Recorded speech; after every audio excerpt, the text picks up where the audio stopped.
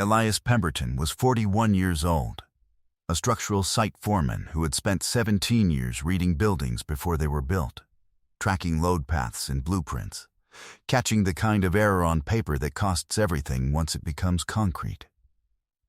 He drove a 2009 F-250 with 190,000 miles on it, and a crack in the passenger window he'd been meaning to fix since the previous spring. On a Thursday in late March, a gas main ruptured at a remote infrastructure site in rural Louisiana, and Elias was the closest man standing.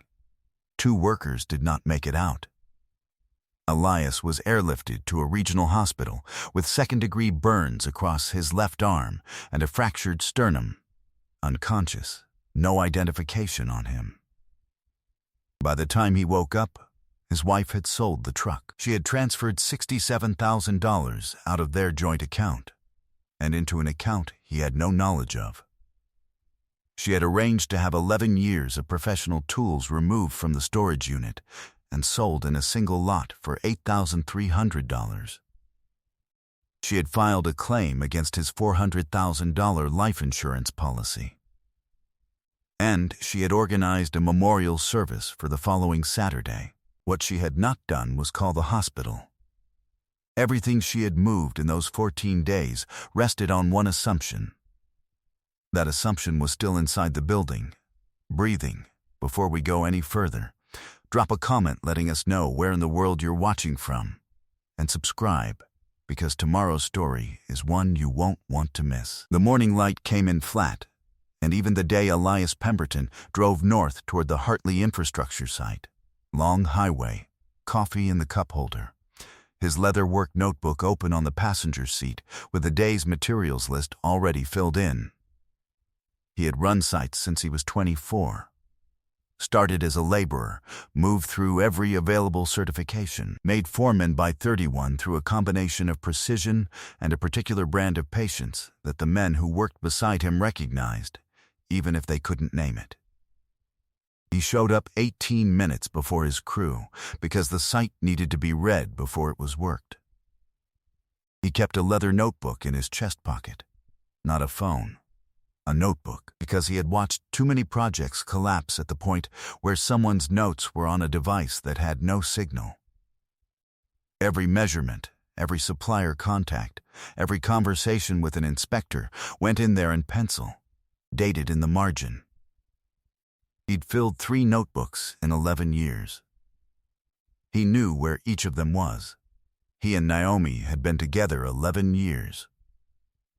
Married for 8. 3 winters back, her mother passed and left behind a legal situation that nobody in Naomi's family had the time or patience to untangle.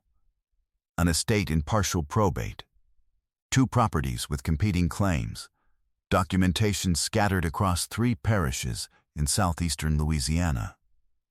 Elias spent 14 consecutive Saturdays driving 3 hours each way to the records office, meeting with the estate attorney, organizing filings and handling correspondence so that Naomi could grieve without also having to function. He never cited those Saturdays as a contribution. They were just Saturdays.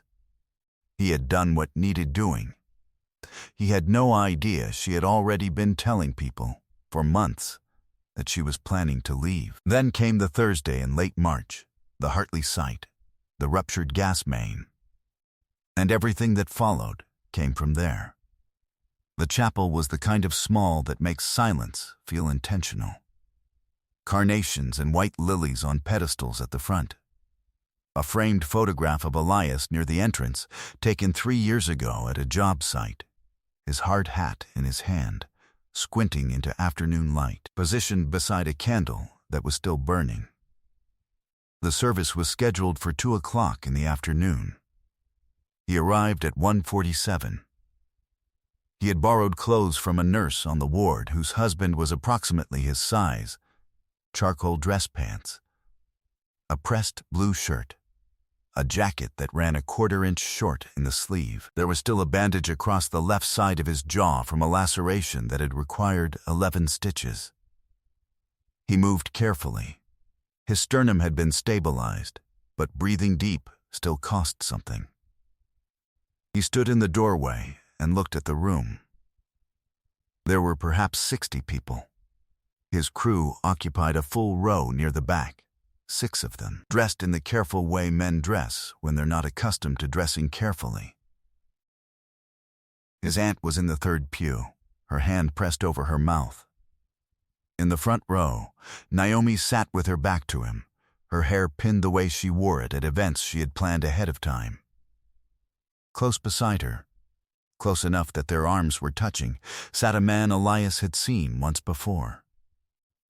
A real estate developer named Marcus, introduced briefly at a dinner 14 months prior as a colleague of a colleague. The woman seated 2 rows from the back door noticed him first. The sound of her reaction moved through the room the way sound moves when 40 people turn toward the same thing at once. Naomi stood. She turned. Elias did not move from the doorway. He did not go to her. He stood in borrowed clothes with a bandage on his jaw and let the moment settle into whatever it was going to be. She crossed the room toward him. Not quickly, not with relief. Elias, her voice was steady. Composed, it was the voice of someone who had already made her decisions and was now recalculating the implications of a new variable. He waited. "You can't." She stopped. Started again. "How are you here?" Not a question. He registered that. He registered the angle of her posture as the posture of someone running an assessment. "I'm going to need a few minutes with the room," he said. That was all. He walked past her to the front of the chapel. He stood in front of the photograph. He looked at the candle. He looked at the carnations arranged in front of a podium where someone had been preparing to speak about him in the past tense. He noticed, then, what he should have noticed the moment she crossed the room toward him. She was wearing her wedding ring on her right hand. Not her left. Her right. He filed that away. He did not reach a conclusion about it yet. He stood for a moment in front of the photograph of himself. Then he took one carnation from the vase on the altar table, turned, and walked back through the chapel. Through the doorway. Out to the parking lot. He sat in the passenger seat of a car that was not his truck had already been sold, and looked at the flower in his hand. He didn't make any calls. He didn't look back at the door. 2 years before any of this, Elias Pemberton had done something Naomi received without fully understanding its weight. She had been offered a business opportunity, an exit from a catering operation that a friend of hers was closing.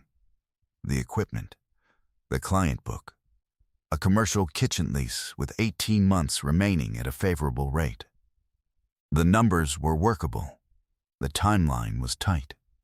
She needed a co-signer on the equipment loan and someone to review the commercial lease, and she needed it handled within 10 days because the seller had another buyer waiting.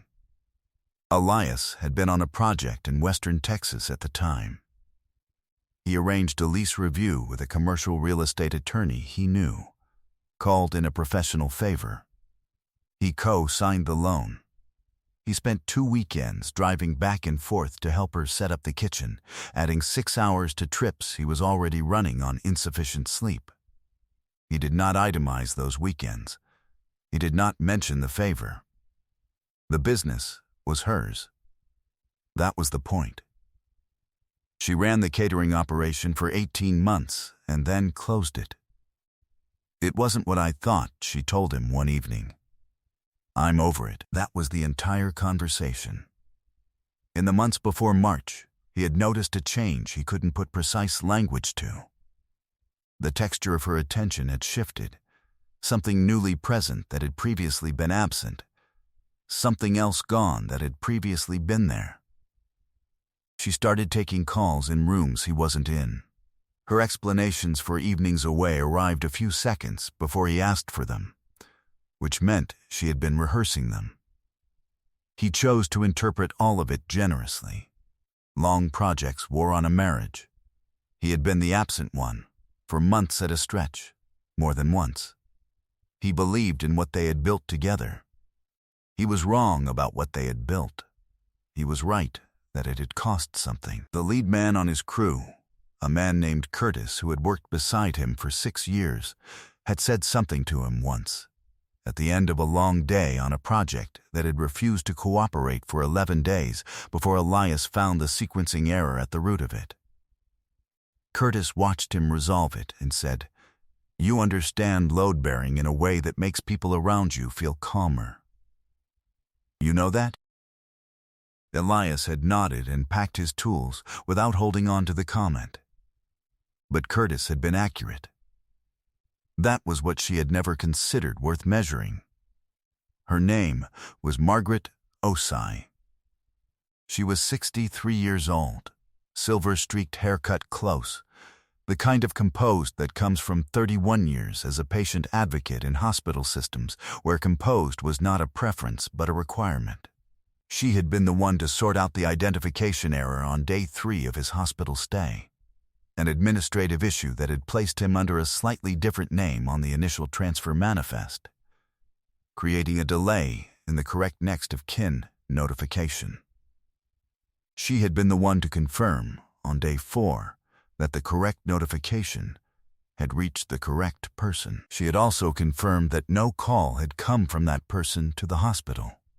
Not on day 4, not on day 5, not on day 6. She had been waiting until she believed he was in a place to hear what she had kept. He was sitting up in the hospital bed, the morning after the chapel, when she pulled a chair close and set a folder on the tray table in front of him. "I'm going to lay this out in order," she said. "I need you to let me get through all of it before you say anything back." He nodded. She had started documenting on day 5, when the second call from the hospital to the listed next of kin produced no answer and no return call. She had a paralegal's institutional precision about records. She noted dates, times, what arrived and what didn't. The vehicle registered to Marcus T. Ellery, silver Audi, principal of a downtown property development firm, had appeared at the residence on day 3 of his hospitalization. She had confirmed it through a contact at the county assessor's office and tracked its frequency, present on 5 of the 9 days between the initial notification and the memorial service. He recognized the name. He had heard it once, at a dinner, 14 months ago, briefly introduced and then unremarkable. He said nothing. He looked at the folder. "There's more," Margaret said. She set the financial records on the tray table. The joint checking account, accessed March 23rd. A transfer of $67,000 to an account she had traced through 2 additional sources. A newly opened personal account in Naomi's name alone at a separate institution, opened the previous November. "November," he said. "November," she confirmed. He sat with that.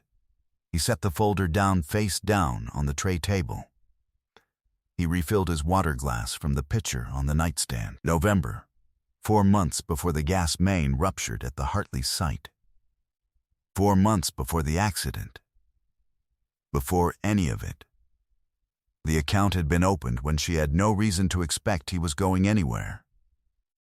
Margaret continued. Level. The truck had been sold to a dealership on the east side of the city on day 4 of his hospitalization.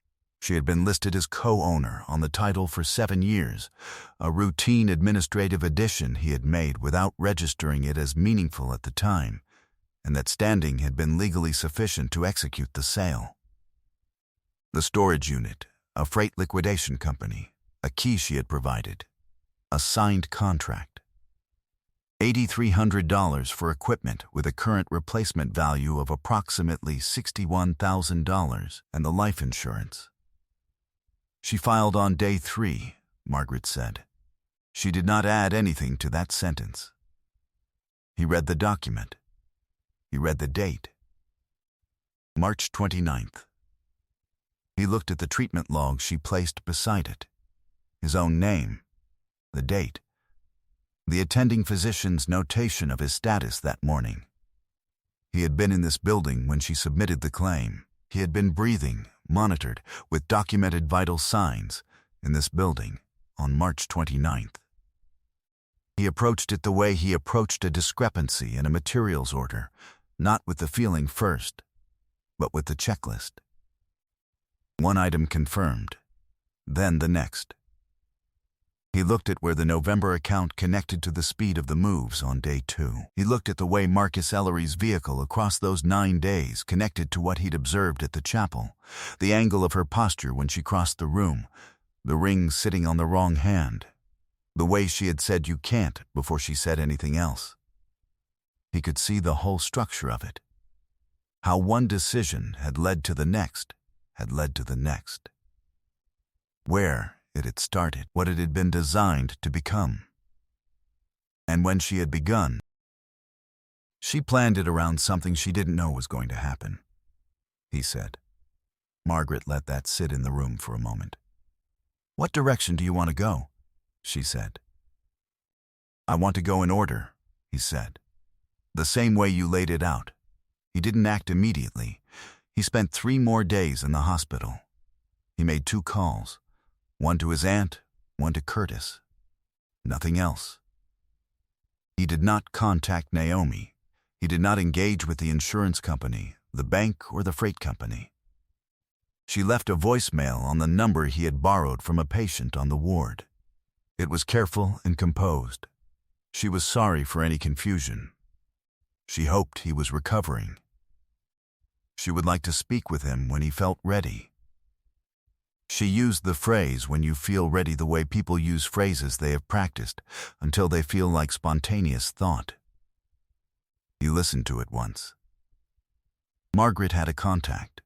She had spent 31 years in hospital systems, which meant she had spent 31 years working alongside estate attorneys, insurance adjusters, and financial advisors in the specific context of difficult circumstances. The contact she passed along was a man named Arthur Delancey, 22 years of civil practice, the kind of attorney who returned calls the afternoon he received them and had already begun pulling records before their first scheduled meeting.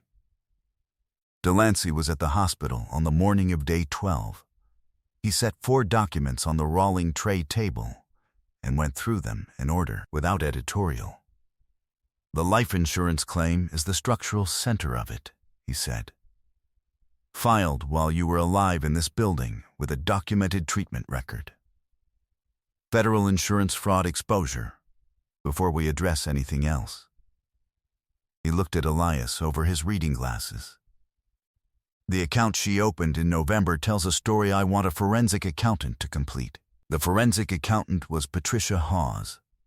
She moved through numbers the way Elias moved through a set of structural plans, not looking for drama, looking for the precise place where the logic broke. She surfaced something Delancey hadn't anticipated, an equity instrument filed 7 months before March against a property Elias owned. His name was on the deed. His signature was not on the filing. She had a power of attorney from 3 years back, Hawes said. Broad language. She used it once, specifically, while you were on the Texas project. He read the document. Date, amount, the property address. $43,000 in equity accessed against a property he had spent 9 years building. He set the page down. He thought briefly about a catering business that had opened and closed in 18 months with numbers that had never quite made sense on the surface, and understood, now, what it had actually been a vehicle for. She called again on the morning of day 14. Her second voicemail was different in register, softer in the middle, with an edge appearing around the edges of that softness. She hoped he wasn't doing anything rash.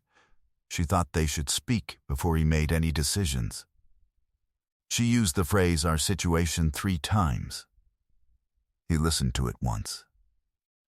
That afternoon, sitting across from Delancey at the attorney's conference table, he called her. His tone was cooperative, level. He told her there were financial matters that needed to be resolved and that he would prefer to address them without the full court process. She agreed before he reached the end of the second sentence. He could hear the relief she was working to keep out of her voice. He ended the call. Delancey was watching him from across the table. "She thinks it's already resolved," Elias said. Delancey said nothing. He refilled his coffee. Elias accepted a cup. He looked at the window for a moment, then back at the table. "Set the meeting," he said. Elias reached the building 11 minutes before anyone was expected. He preferred it that way.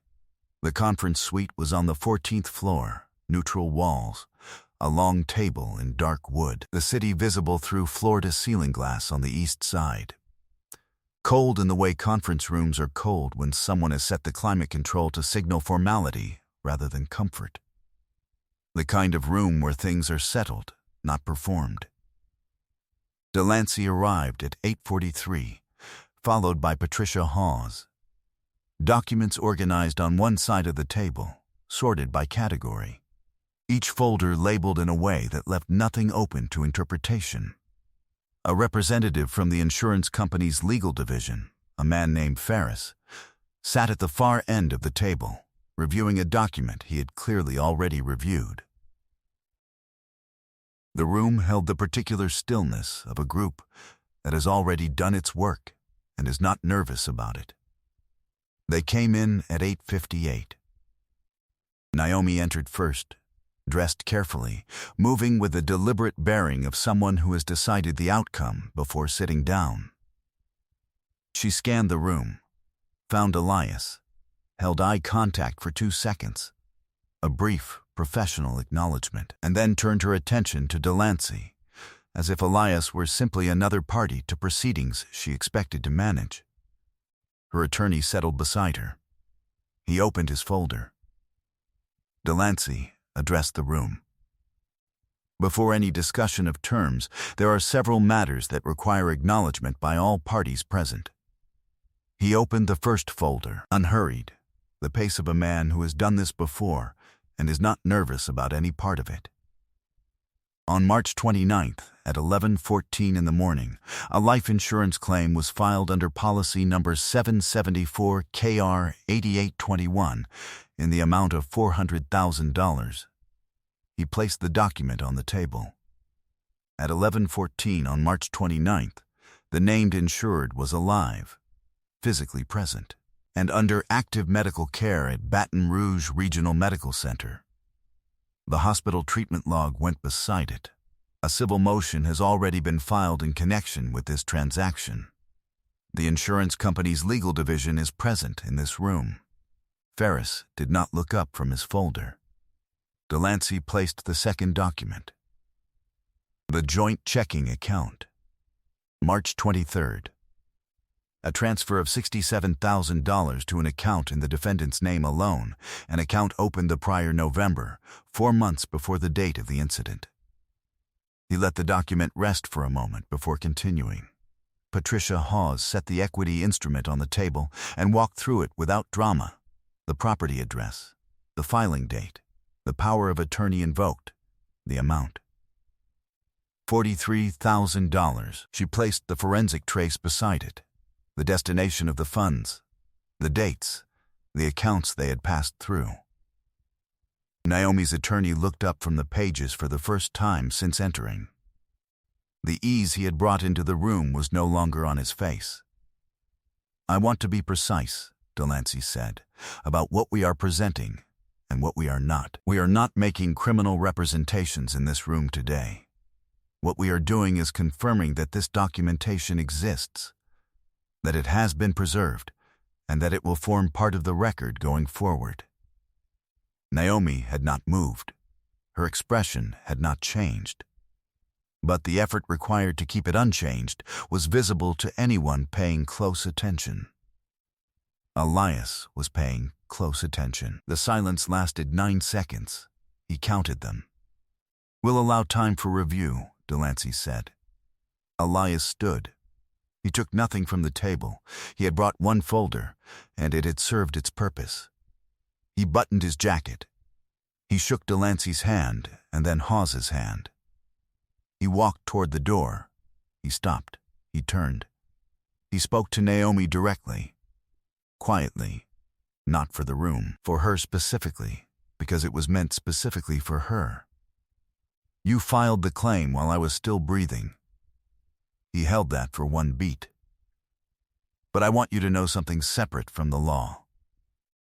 He looked at her. You sold my notebook. It was in the toolbox with the rest of the equipment. 17 years of job notes. You sold it in a lot for $8,300. He let it settle for a moment. I just want you to understand what you thought I was worth. He walked out. He did not look back. It didn't resolve in a single week. The insurance claim was declined, and the fraud referral was forwarded to the federal level within 30 days of the conference room meeting.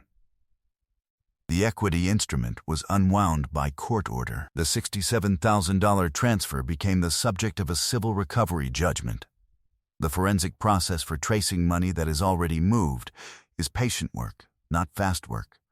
But the judgment existed, and judgments accumulate.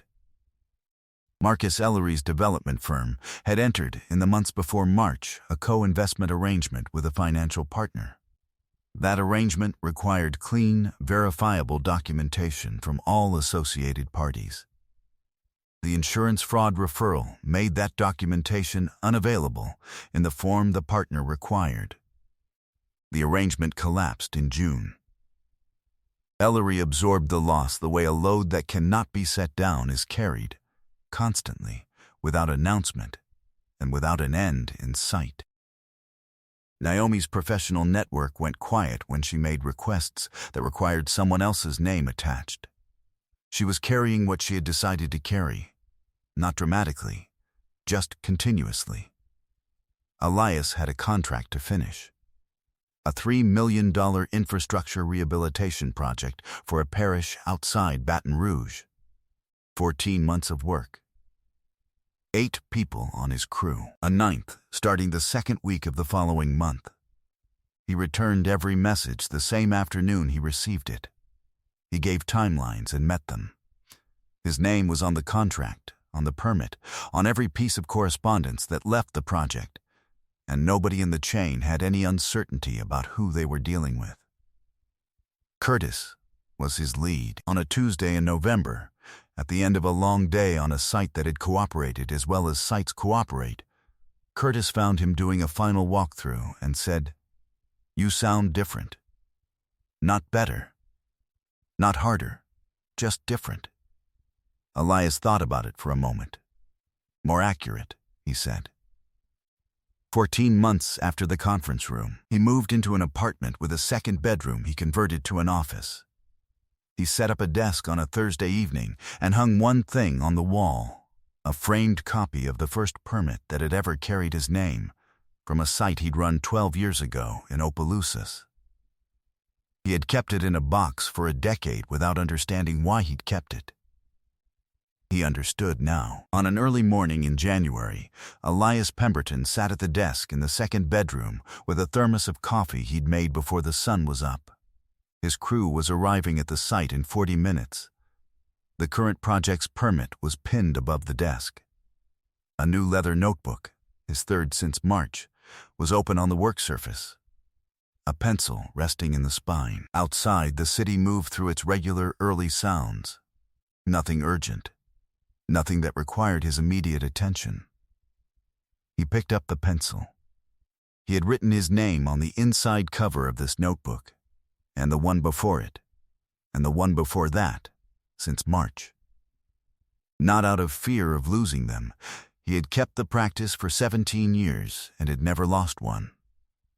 He wrote his name there because he had decided, somewhere in the months that followed, that labeling what belongs to you is not a small thing. He turned to the open page. He wrote the date in the margin. He went to work. I hope you enjoyed that one. Be sure to like the video and subscribe so you don't miss the next story. I've got 2 more picked out that I think you'll really enjoy.